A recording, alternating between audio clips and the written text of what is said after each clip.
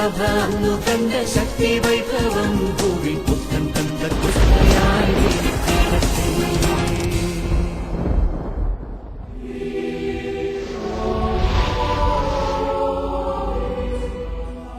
ഈശോയിലെ എനിക്കേറെ വാത്സല്യമുള്ള എൻ്റെ സഹോദരങ്ങളെ, സുവിശേഷത്തിലെ കർത്താവിൻ്റെ പ്രവർത്തനങ്ങളെ വാക്കുകൾ കൊണ്ട് വിവരിക്കാൻ വിഷമമായതുകൊണ്ട് മത്തായിയുടെ സുവിശേഷം 16-ാമത്തെ അധ്യായത്തിലെ കർത്താവിൻ്റെ അടയാളങ്ങളെ മുഴുവൻ മത്തായി ചുരുക്കി പറയുകയാണ്. അവൻ്റെ അടുക്കിലേക്ക് മുടന്തർ, വികലാംഗർ, അന്ധർ, ഊമകൾ, സർവ്വവിധ രോഗങ്ങളും സർവ്വവിധ വ്യാധികളുമുള്ളവരെ കൊണ്ടുവരപ്പെട്ടു. അവൻ അവരുടെ ഒക്കെ മേൽ കരങ്ങൾ വെച്ചു. അവർക്കൊക്കെ സൗഖ്യം ലഭിച്ചു. ഒരുപക്ഷെ കർത്താവ് സഹിക്കുന്ന മനുഷ്യരോട് കാണിക്കുന്ന വലിയ സർഗാത്മകമായിട്ടുള്ള അനുകമ്പയാണിത്. എന്നെ കേൾക്കുന്ന എൻ്റെ പ്രിയപ്പെട്ട സഹോദരങ്ങളെ, ഇങ്ങനെയുള്ള ശുശ്രൂഷകളിലൊക്കെ എനിക്ക് നമ്മോട് പറയാനുള്ളത്, നിങ്ങൾ നിങ്ങളുടെ വീടുകളിലായിരിക്കുമ്പോഴും ഈ ശുശ്രൂഷകൾ ശ്രദ്ധിക്കുമ്പോഴും നിങ്ങളുടെ പ്രതിസന്ധികൾ കർത്താവ് കാണുന്നുണ്ട്. ഒരുപക്ഷെ ഞങ്ങളുടെ വാക്കുകളിലൂടെ നിങ്ങളോടാണ് കർത്താവ് സംസാരിക്കുന്നത്. നിങ്ങളെ ഞങ്ങൾ കണ്ടുകൊണ്ടല്ല ഞങ്ങൾ സംസാരിക്കുന്നത്. പക്ഷേ ഞങ്ങളുടെ വാക്കുകൾക്കുള്ളിലെ കർത്താവ് സംസാരിക്കുന്നത് നിങ്ങളെ കണ്ടുകൊണ്ടാണ്. നിങ്ങളുടെ ദുഃഖങ്ങളിലെ നിരാശപ്പെടാതെ കർത്താവിലേക്ക് പ്രത്യാശയോടുകൂടെ നോക്കൂ മക്കളെ. നിങ്ങളുടെ ദുഃഖങ്ങൾ കർത്താവ് ഏറ്റെടുക്കും. അതെല്ലാം അവിടുന്ന് സുഖപ്പെടുത്തുന്നവനാണ്. കർത്താവിൻ്റെ ആശീർവാദത്തിന് വേണ്ടി നമുക്ക് ശിരസ്സുകളെ നമിക്കാം. ഈ ശുശ്രൂഷകൾ കേൾക്കുന്ന മക്കൾ അനുഭവിക്കുന്ന ദുരന്തങ്ങൾ, ദുരിതങ്ങൾ, ആകുലതകൾ, ആദികൾ, വ്യാധികൾ എല്ലാം ഏറ്റെടുത്ത് അവർക്ക് സൗഖ്യം നൽകണേ കർത്താവെ. പൗരോഹിതന്റെ കൈവെപ്പിലൂടെ നീ ഞങ്ങൾക്ക് നൽകിയിട്ടുള്ള വരദാനങ്ങൾ ഉപയോഗിച്ചുകൊണ്ട് ഇതിന്റെ മക്കളുടെ മേൽ വർഷിക്കപ്പെടുന്ന ഈ അനുഗ്രഹത്തെ നീ ആശീർവാദമാക്കി മാറ്റണേ. നിന്റെ സാന്നിധ്യം അവർക്ക് ബലം നൽകട്ടെ. നിന്റെ പിതാവിന്റെ വാത്സല്യം അവരനുഭവിക്കട്ടെ. നിന്റെ വാഗ്ദാനമായ പരിശുദ്ധ റൂഹായുടെ വരദാനങ്ങൾ കൊണ്ട് നിന്റെ മക്കളെ നീ ബലപ്പെടുത്തണമേ. ആമേൻ.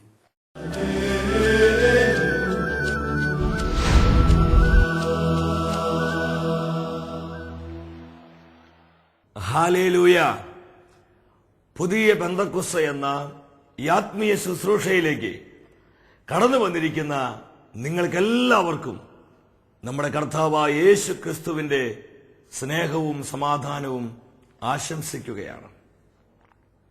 84-ാം സങ്കീർത്തനം 5-ാം തിരുവചനത്തിൽ ഇപ്രകാരം ദൈവത്തിന്റെ വചനം പ്രഖ്യാപിക്കുകയാണ്: അങ്ങയിൽ ശക്തി കണ്ടെത്തിയവർ ഭാഗ്യവാന്മാർ. കർത്താവിൽ ശക്തി കണ്ടെത്തിയവർ ഭാഗ്യവാന്മാർ. നമ്മുടെ ശക്തി കേന്ദ്രം നമ്മുടെ കർത്താവാണ്.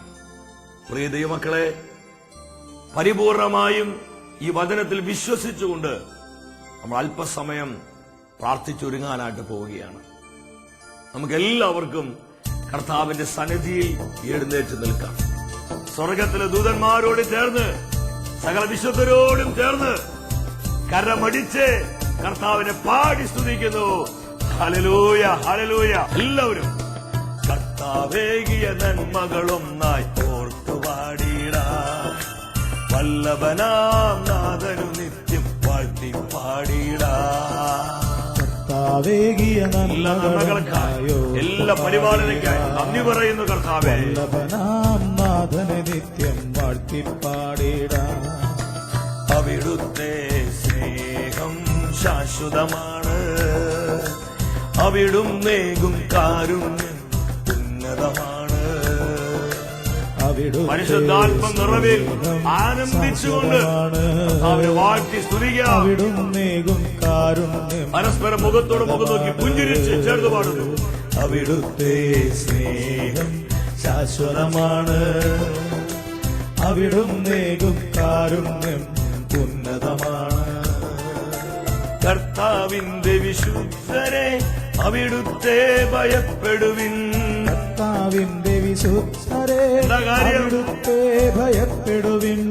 അവിടുത്തെ ഭയപ്പെടുന്നോർക്ക് ഒന്നിനും കരങ്ങൾ ഉയർത്തി അടിച്ചു കുറവുണ്ടാകില്ല. പാടാം. അവിടുത്തെ സ്നേഹം ശാശ്വതമാണ്. അവിടുന്നേകും കാരുണ്യം ഉന്നതമാണ്. അല്പകൂടി സ്വരമുയർത്തി. അവിടുത്തെ സ്നേഹം ശാശ്വതമാണ്. അവിടുന്നേകും കാരുണ്യം ഉന്നതമാണ്. ആത്മാവിൽ തുള്ളിച്ചാടി. അവിടുത്തെ സ്നേഹം ശാശ്വതമാണ്. അവിടുന്നേകും കാരുണ്യം. പരിശുദ്ധാത്മ നിറവിൽ ആനന്ദിച്ച് ആനന്ദിച്ച് അവിടുത്തെ സ്നേഹം ശാശ്വതമാണ്. അവിടുന്നേകും കാരുണ്യം. കുഞ്ഞുമക്കളെ പാടി ശ്രദ്ധിച്ച നിങ്ങള് അവിടുത്തെ കുടുംബം മുഴുവൻ ഒന്ന് ചേർന്ന് ആരാധിക്കുന്നു. അവിടുന്നേകും കാരുണ്യം.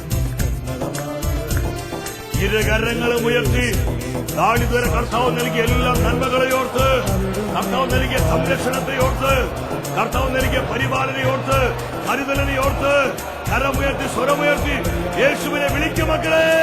യേശുവേ, ഹല്ലേലൂയ, ഹല്ലേലൂയ, ഹല്ലേലൂയ.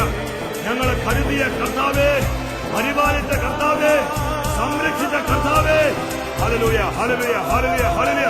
ഈ സ്തുതി ആരാധന അനേകരെ കർത്താവ് അനുഗ്രഹിച്ചുകൊണ്ടിരിക്കുന്നു.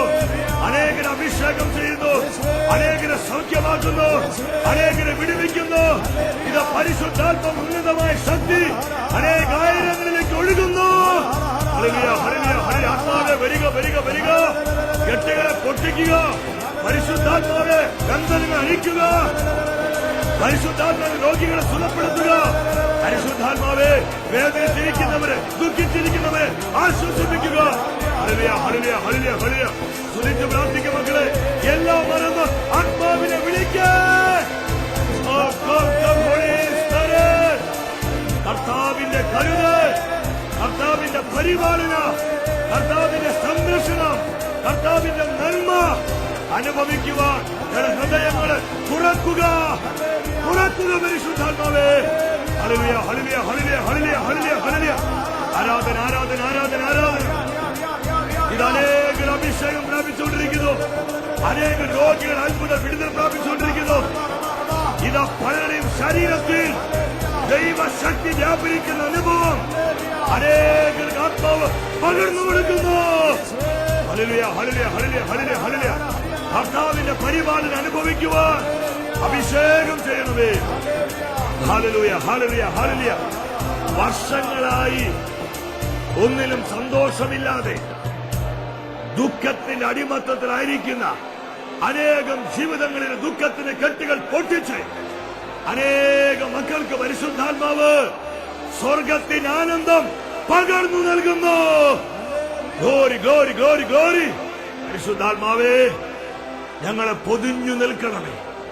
ഈ ശുശ്രൂഷയിൽ പങ്കെടുത്തുകൊണ്ടിരിക്കുന്ന ഓരോ മക്കളെയും അവിടുത്തെ അഭിഷേക സാന്നിധ്യത്താൽ പൊതിയണമേ. ഞങ്ങളുടെ കുടുംബങ്ങളെ പൊതിയണമേ, തലമുറകളെ പൊതിയണമേ, ഞങ്ങളുടെ സഭാ സമൂഹങ്ങളെ പൊതിയണമേ. Come, come Holy Spirit, bless, anoint. Hallelujah. പരിശുദ്ധ അമ്മേ, ഞങ്ങളുടെ അമ്മേ, ഞങ്ങൾക്ക് വേണ്ടി ഇന്നത്തെ എല്ലാ ശുശ്രൂഷകൾക്ക് വേണ്ടി പ്രാർത്ഥിക്കണമേ. ആമേൻ. ഹല്ലേലൂയ. പ്രിയ ദൈവമക്കളെ, ഇന്നേ ദിവസം ദൈവവചനത്തിലൂടെ പരിശുദ്ധാത്മാവ് നമ്മളെ പഠിപ്പിക്കുന്നത് വഴി നടത്തുന്ന ദൈവത്തെക്കുറിച്ചാണ്. യെശയ്യാ പ്രവാചകന്റെ പുസ്തകം 43 അധ്യായം 14 തിരുവാക്യം. അവിടെ പ്രകാരം ദൈവത്തിന്റെ വചനം പ്രഖ്യാപിക്കുന്നു: നിങ്ങളുടെ രക്ഷകനും ഇസ്രായേലിന്റെ പരിശുദ്ധനുമായ കർത്താവ് അരുളി ചെയ്യുന്നു, നിങ്ങൾക്ക് വേണ്ടി ഞാൻ ബാബിലോണിലേക്ക് ആളയക്കുകയും എല്ലാ പ്രതിബന്ധങ്ങളും തകർക്കുകയും ചെയ്യും. വീണ്ടും 16 തിരുവചനത്തിൽ സമുദ്രത്തിൽ വഴിവെട്ടുന്നവനും പെരുവെള്ളത്തിൽ പാതയൊരുക്കുന്നവനുമായ കർത്താവ് അരുളി ചെയ്യുന്നു. ഞാൻ ബാബിലോണിലേക്ക് ആളയക്കും. ദൈവമക്കളെ, നമ്മുടെ ഓരോരുത്തരുടെയും പ്രശ്നങ്ങൾ വ്യത്യസ്തമാണ്. ഈ ശുശ്രൂഷയിൽ പങ്കെടുക്കുന്ന അനേകർ സാമ്പത്തികമായി തകർന്നവരുണ്ട്. മക്കളെ ഓർത്ത്, കുടുംബത്തെ ഓർത്ത് മാനസികമായി നൊമ്പരപ്പെടുന്ന ഒരുപാട് ജീവിതങ്ങളെ കർത്താവ് കാണുന്നുണ്ട്. എന്നാൽ ഈ വചനത്തിലൂടെ കർത്താവ് നമുക്ക് ഉറപ്പ് തരികയാ, നമ്മൾ ആരും അസ്വസ്ഥരാകേണ്ട. ഇത് കർത്താവിന്റെ സ്വരമാണ്. ഞാൻ ആളയക്കും. നമ്മുടെ പ്രശ്നങ്ങളിലേക്ക്, നമ്മൾ നേരിടുന്ന പ്രതികൂലങ്ങളിലേക്ക്, നമ്മുടെ തകർച്ചകളിലേക്ക് കർത്താവ് ദൂതന്മാരെ വിടും. ദൂതന്മാരെ വിടും. ചിലരിപ്പം ചിന്തിക്കാം, കർത്താവിന് ഇതിൽ ഇടപെടാൻ പറ്റൂ, എന്റെ വിഷയം അത്രമാത്രം വെല്ലുവിളികൾ നിറഞ്ഞതാണ്, കർത്താവിന് ഇതിൽ ഇടപെടാൻ പറ്റൂ, ഈ പ്രശ്നം പരിഹരിക്കാൻ കർത്താവിന് പറ്റൂ, ഈ രോഗം സുഖപ്പെടുത്താൻ കർത്താവിന് കഴിയുമോ, ഈ തകർച്ച മാറ്റുവാൻ കർത്താവിന് കഴിയുമോ എന്ന് ചിന്തിക്കുന്ന പലരെയും ഈ ശുശ്രൂഷയിൽ കർത്താവ് കാണുന്നുണ്ട്. ദൈവമക്കളെ, കർത്താവ് ഒരു ദൂത് തരികയാണ്. നമ്മൾ ആരും കർത്താവിനെ ലിമിറ്റ് ചെയ്യരുത്, കർത്താവിനെ പരിധി കൽപ്പിക്കരുത്. അവർ സമയത്തിനപ്പുറമുള്ളവനാണ്, കാലത്തിന് അധീനനാണ് നമ്മുടെ ദൈവം. ഞാൻ പ്രതിബന്ധങ്ങളെ തകർക്കും. തുറന്ന വചനം പഠിപ്പിക്കുന്നു, സമുദ്രത്തിൽ വഴിവെട്ടുന്നവൻ, പെരുവെള്ളത്തിൽ പാതയൊരുക്കുന്നവൻ, തന്റെ ജനത്തിനു വേണ്ടി, തന്റെ ജനത്തിന്റെ രക്ഷയ്ക്കു വേണ്ടി സമുദ്രത്തിൽ വഴിവെട്ടി തുറന്ന് പെരുവെള്ളത്തിൽ പാതയൊരുക്കി അത്ഭുതകരമായി വഴി നടത്തുന്ന കർത്താവിന്റെ മുൻപിലാണ് ദൈവമക്കളെ ഞാനും നിങ്ങളും കടന്നു വന്നിരിക്കുന്നത്. നമുക്കറിയാം, പുറപ്പാടിന്റെ പുസ്തകത്തിലോട്ട് നമ്മൾ വരുമ്പോൾ അത്ഭുതകരമായിട്ടുള്ള കർത്താവിന്റെ ആ വഴി നടത്തൽ നമുക്ക് കാണുവാനായിട്ട് കഴിയും. ദൈവത്തിന്റെ ജനം ചെങ്കടലിന് മുൻപിൽ നിൽക്കുകയാണ്. മുന്നോട്ട് പോകാൻ കഴിയാത്ത വിധം ചെങ്കടൽ പ്രതികൂലമായിട്ട് നിൽക്കുന്നു. ഇനി പുറകിലോട്ട് ഓടാമെന്ന് വെച്ചാൽ പുറകിൽ ഫറവോയുടെ സൈന്യം പാഞ്ഞു വരികയാണ്. മുൻപിലോട്ട് ഓടാൻ രക്ഷയില്ല, പുറകോട്ടോടി രക്ഷപ്പെടാനും വഴിയില്ല. ഇനി ഇടത്തോട്ടും വലത്തോട്ടും ഓടി രക്ഷപ്പെടാമെന്ന് വെച്ചാൽ ഇടത്തോട്ടും വലത്തോട്ടും കണ്ണെത്താ ദൂരത്ത് മരുഭൂമി കിടക്കുക. ഈ മരുഭൂമിയിൽ എങ്ങോട്ട് ഓടുവാനാ? ദൈവത്തിന്റെ ജനമായി ഇസ്രായേൽ ചിന്തിച്ചു, ഈ മരുഭൂമി ഞങ്ങളുടെ ജീവിതം അവസാനിച്ചു. അവിടെ ഭയചകിതരായി അങ്ങോട്ടും ഇങ്ങോട്ട് ഓടാൻ തുടങ്ങി. എന്നാൽ ദൈവത്തിന്റെ പ്രവാചകനായ മോശ ദൈവജനത്തോട് പറഞ്ഞു, നിങ്ങൾ ആരും അസ്വസ്ഥരാകേണ്ട, നിങ്ങൾ ശാന്തരായിരുന്നാൽ മതി. നിങ്ങൾക്ക് വേണ്ടി നിങ്ങളുടെ ദൈവം യുദ്ധം ചെയ്യും. ഇന്ന് നിങ്ങൾ കണ്ടുകൊണ്ടിരിക്കുന്ന ഈജിപ്തുകാരെ ഇനിമേൽ നിങ്ങൾ കാണുകയില്ല. വലിയ വിശ്വാസത്തിന്റെ വാക്കുകളാണ്, ഒരു പ്രഖ്യാപനമാണ് മോശ ദൈവജനത്തിന് മുൻപിൽ വെളിപ്പെടുത്തിയത്. തുടർന്ന് ദൈവം മോശയോട് സംസാരിക്കും, മോശ, പുറപ്പാടിന്റെ പുസ്തകം 14:16 നീ എഴുന്നേറ്റ് ചെങ്കടലിന് നേരെ ഞാൻ നിനക്ക് നൽകിയ വടി നീട്ടിപ്പിടിച്ച് അതിനെ വിഭജിക്കുക. മോശ തന്റെ വലതുകൈ ചെങ്കടൽ നേരെ നീട്ടിയപ്പോൾ എന്താ സംഭവിച്ചത്? മോശയുടെ വലതുകൈയിലേക്ക് കർത്താവ് തന്റെ ഭുജബലം പകർന്നു. ആ ചെങ്കടലിലേക്ക് ദൈവത്തിന്റെ അത്യത്ഭുതകരമായ ശക്തി ഇറങ്ങി വന്നു. ഇസ്രായേൽ ജനത്തിന് മുമ്പിൽ പ്രതിബന്ധമായി പ്രതികൂലമായി നിന്ന ചെങ്കടലിനെ രണ്ടായി ദൈവം വെട്ടിമുറിക്കുകയാ. ചെങ്കടലിൽ ദൈവം പാതയൊരുക്കി. ലക്ഷക്കണക്കിന് ജനം ഈ ചെങ്കടലിന്റെ മധ്യേ നടന്ന് അവർ അക്കരയെത്തുകയാണ്. പ്രിയ ദൈവമക്കളെ, ഈ തിരുവചനം എന്താ നമ്മളെ പഠിപ്പിക്കുന്നത്? എന്തുമാത്രം പ്രതികൂലമാണെങ്കിലും, നമ്മൾ നേരിടുന്നത് എന്തുമാത്രം വലിയ തകർച്ചകളാണെങ്കിലും, നമ്മുടെ കുടുംബം നേരിടുന്ന ദുഃഖ ദുരിതങ്ങൾ എന്തുമാത്രം പ്രശ്ന സങ്കീർണമാണെങ്കിലും കർത്താവിന് ഇടപെടുവാൻ അതൊന്നും ഒരു വിഷയമല്ല. നമ്മളെ കരം പിടിച്ച് മുൻപോട്ട് നയിക്കാൻ മതിയായൊരു ദൈവമാണ് നമ്മുടെ കർത്താവ്. ഇവിടെ നമ്മൾ ശ്രദ്ധിക്കുക, ചെങ്കടലെ രണ്ടായി വിഭജിക്കപ്പെട്ടതിനേക്കാൾ വലിയ അത്ഭുതം നമുക്ക് അവിടെ കാണാൻ പറ്റും. ഹെബ്രായ പുസ്തകം 11-ാം അധ്യായം 29-ാമത്തെ വചനത്തിൽ ഇപ്രകാരം ദൈവത്തിന്റെ ആത്മാവ് വെളിപ്പെടുത്തുന്നു, വിശ്വാസത്താൽ അവർ വരണ്ട ഭൂമിയിലൂടെ എന്ന വിധം ചെങ്കടൽ കടന്നു. വരണ്ട ഭൂമിയിൽ എന്ന പോലെ ഓരോ ഇസ്രായേൽക്കാരനും ചെങ്കടൽ കടക്കുകയാണ്. ദൈവമക്കളെ, നമുക്കറിയാം, ഒരു കുളം വറ്റിച്ചു കഴിഞ്ഞാൽ ആ കുളത്തിനടിയിൽ എന്തായിരിക്കും? നമുക്ക് നിൽക്കുവാൻ കഴിയാത്ത വിധത്തിൽ അവിടെ ചെളിയും ചേറുമായിരിക്കും. നമുക്ക് നടക്കാൻ പറ്റത്തില്ല. നമ്മൾ ഓരോ സ്റ്റെപ്പ് ചെയ്യുമ്പോൾ നമ്മുടെ കാലിങ്ങനെ ചെളിയിൽ താഴ്ന്നു പോകും. എങ്കിൽ ഒരു കടൽ പറ്റിയാൽ എന്താ സംഭവിക്കുക? നമ്മൾ ശ്രദ്ധിക്കേണ്ട മറ്റൊരു കാര്യമുണ്ട്. ഇസ്രായേൽക്കാരിൽ ചെറിയ കുഞ്ഞുങ്ങൾ മുതൽ ഏറ്റവും പ്രായമായ വ്യക്തികൾ വരെയുണ്ട്. പ്രിയമുള്ളവരെ, എന്നാൽ കർത്താവ് തന്റെ ജനത്തിന് വേണ്ടി എന്താ ചെയ്ത്? വഴി നടത്തുന്ന ദൈവത്തിന്റെ മനോഹരമായ ചിത്രം തിരുവചനത്തിലൂടെ പരിശുദ്ധാത്മാവ് നമ്മുടെ മുൻപിൽ വെളിപ്പെടുത്തുകയാണ്. ചെങ്കടലിനെ കർത്താവ് വിഭജിച്ചതിനെ എത്രയോ അത്ഭുത! ഒറ്റ സെക്കൻഡ് കൊണ്ട് ദൈവത്തിന്റെ അത്യത്ഭുതകരമായ ശക്തി ചെങ്കടലിന്റെ അടിഭാഗത്തേക്ക് ഇറങ്ങുകയും ആ ചെളിയും ചേർപിടിച്ചിരിക്കുന്ന കടലിന്റെ അടിഭാഗം വരണ്ട ഭൂമിയാക്കി തന്റെ ജനത്തിനു വേണ്ടി കർത്താവ് തീർക്കുകയാണ്. ഹല്ലേലൂയ! നമ്മൾ പുതിയ നിയമത്തിലോട്ട് വാ. വിശുദ്ധ മത്തായി സുവിശേഷം 14 അധ്യായം 22 വാക്യം. യേശു ശിഷ്യന്മാരെ നിർബന്ധിച്ചു തനിക്ക് മുൻപേ വഞ്ചിയിൽ കയറി മറുകരയിലേക്ക് പോകാൻ. അപ്പൊ യേശു നിർബന്ധിക്കണമെങ്കിൽ ഇവർക്ക് വഞ്ചിയിൽ കയറാൻ തീരെ താല്പര്യമില്ലായിരുന്നു. എന്നാൽ കർത്താവ് ഇവരെ നിർബന്ധിച്ച് വഞ്ചിയിലോട്ട് കയറ്റി. കർത്താവാണെങ്കിൽ പ്രാർത്ഥിക്കാൻ മലയിലോട്ട് കയറിപ്പോയി. 24 വചനത്തിൽ പറയുന്നുണ്ട്, ഇതിനിടെ വഞ്ചി കരയിൽ നിന്ന് ഏറെ ദൂരം അകന്നു കഴിഞ്ഞിരുന്നു. കാറ്റ് പ്രതികൂലമായിരുന്നതിനാൽ അത് തിരമാലകളിൽപ്പെട്ട് വല്ലാതെ ഉലയാൻ തുടങ്ങി. ചിലപ്പോൾ ശിഷ്യന്മാരെ ചിന്തിച്ചേക്കാം, കർത്താവ് എന്ത് പണിയാണ് നമ്മോട് ചെയ്തത്? നിർബന്ധിച്ച് വഞ്ചിയിൽ കയറ്റിയിട്ട് നമ്മളെ കൊല്ലാനുള്ള പുറപ്പാടായിരുന്നു, നമ്മളെ തകർക്കാനുള്ള പുറപ്പാടായിരുന്നു. ചില പ്രതികൂലങ്ങൾ വരുമ്പോൾ, ചില പ്രതിസന്ധികൾ വരുമ്പോൾ, ചില തകർച്ചകൾ വരുമ്പോൾ നമ്മളും ഇപ്രകാരം ചിന്തിക്കാറില്ലേ? കർത്താവ് ഇതെന്താ ഇത്?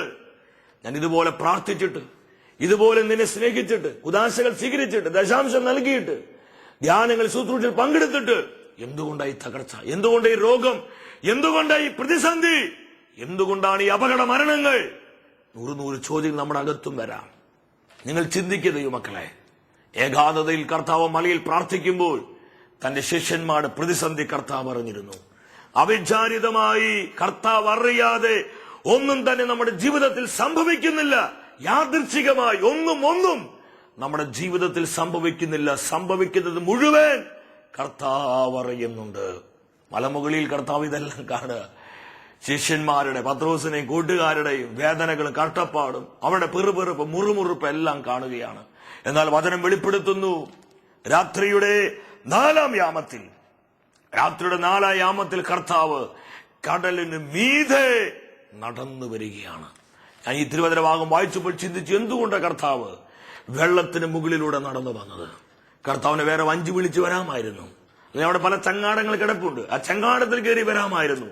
എന്നാൽ കർത്താവ് വെള്ളത്തിന് മുകളിലൂടെ ചവിട്ടി അധികാരത്തോടെ തന്റെ പ്രിയപ്പെട്ട ശിഷ്യന്മാരുടെ മുൻപിലോട്ട് ഈശോ വരികയാണ്. എന്തിനാ?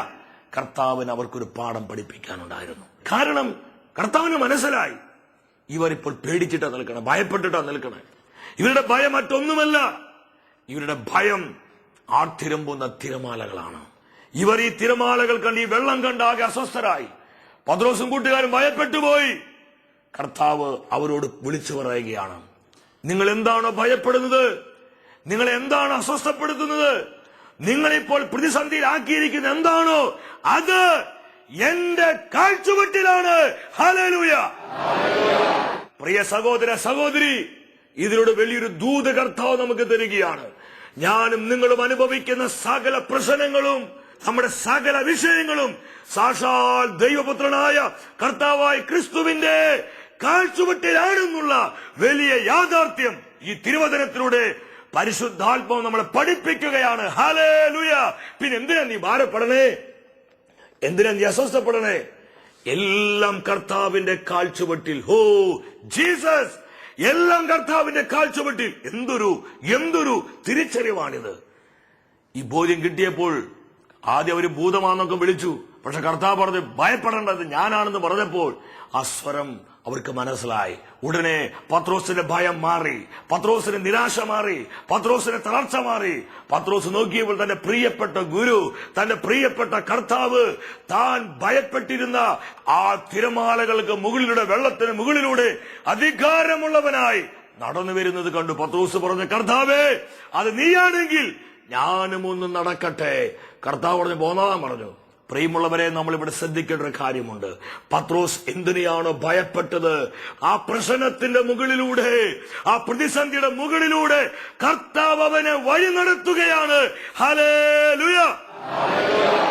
പ്രശ്നങ്ങൾക്ക് മുകളിലൂടെ നമ്മളെ വഴി നടത്തുന്ന ദൈവം. പഴയ നിയമത്തിൽ കർത്താവ് ചെങ്കടൽ മാറ്റി അതിന് നടുവിലൂടെ തന്റെ ജനത്തെ നയിച്ചുവെങ്കിൽ പുതിയ നിയമത്തിൽ അങ്ങനെയല്ല. ആ ചെങ്കടലിന്റെ, ആ പ്രതിസന്ധിയുടെ, ആ വെള്ളത്തിന്റെ മുകളിലൂടെ തന്നെയാണ് കർത്താവ് നമ്മളെ നയിക്കുന്നത്. എത്രയോ വലിയവനാണ്. ഏത് നിമിഷങ്ങളിലും, ഏത് സാഹചര്യങ്ങളിലും, ഏത് പ്രതിസന്ധികളിലും, ഏത് വെല്ലുവിളികളിലും നമ്മളെ കരം പിടിച്ച് മുന്നോട്ട് നയിക്കുവാൻ കർത്താവിന് കഴിയുമെന്ന് ഈ തിരുവചനം നമ്മളെ പഠിപ്പിക്കുകയാണ്.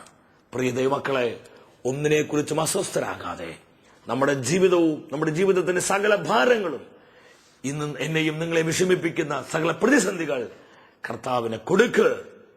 കർത്താവിന്റെ അത്ഭുതകരമായ പ്രവർത്തികൾ ദർശിക്കുകയും തുടർന്ന് വരുന്ന ആരാധനയിൽ ഈ ഒരു അഭിഷേക നിറവിന് വേണ്ടി പ്രാർത്ഥിക്കാം. വഴി നടത്തുന്ന കർത്താവിനെ കരം പിടിച്ച് ഈ ലോകത്തിൽ നമ്മുടെ വിശ്വാസയാത്ര പൂർണ്ണമാക്കാം. അതിനായി ദൈവം നമ്മുടെ ജീവിതങ്ങളെയും കുടുംബങ്ങളെയും നിങ്ങളുടെ എല്ലാ ആവശ്യങ്ങളും നിയോഗങ്ങളെയും സമൃദ്ധമായി അനുഗ്രഹിക്കട്ടെ.